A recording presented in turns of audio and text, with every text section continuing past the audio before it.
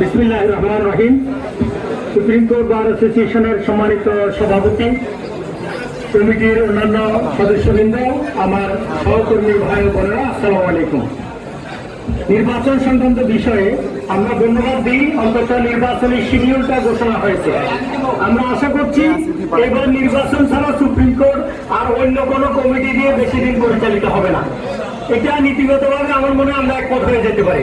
এই জন্য ইলেকশনটা হবে একটা নির্দিষ্ট ফ্রি টাইম হওয়া দরকার। রমজানে তো হবেই না, প্রশ্নই আসে না। ইতিহাস থেকে দেখা যায় একবার শুধু নির্বাচন রমজান হয়েছিল, আর যতবার রমজান পড়েছে ততবারই কিন্তু এই নির্বাচন পিছানো হয়েছে। আপনার বারের রেকর্ডে এটা পরিষ্কার আছে। এই জন্য আমার মনে হয় মেয়াদে নির্দিষ্ট সময় যেটা ক্যাম্পিং এর দরকার, এরকম ফুল টাইম দিয়ে নির্বাচনটা আমাদের করা দরকার। এই জন্য 13-14 হতে পারে।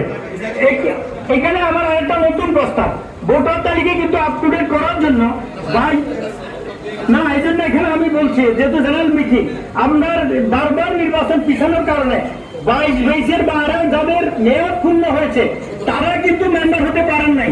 আপনি যদি তাদেরকেও যদি ভোটারের অন্তর্ভুক্ত করতে পারেন তাহলে ইলেকশনটা আর পারফেক্ট হবে বলে আমি মনে করি।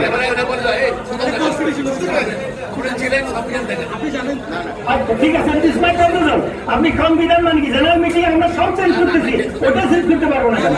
তো যাই হোক, এই দুটা প্রস্তাব আমার তোমার রমজানে কোনো নির্বাচন নয় এবং 13-14-তে নির্বাচন হতে পারে মেয়াদে।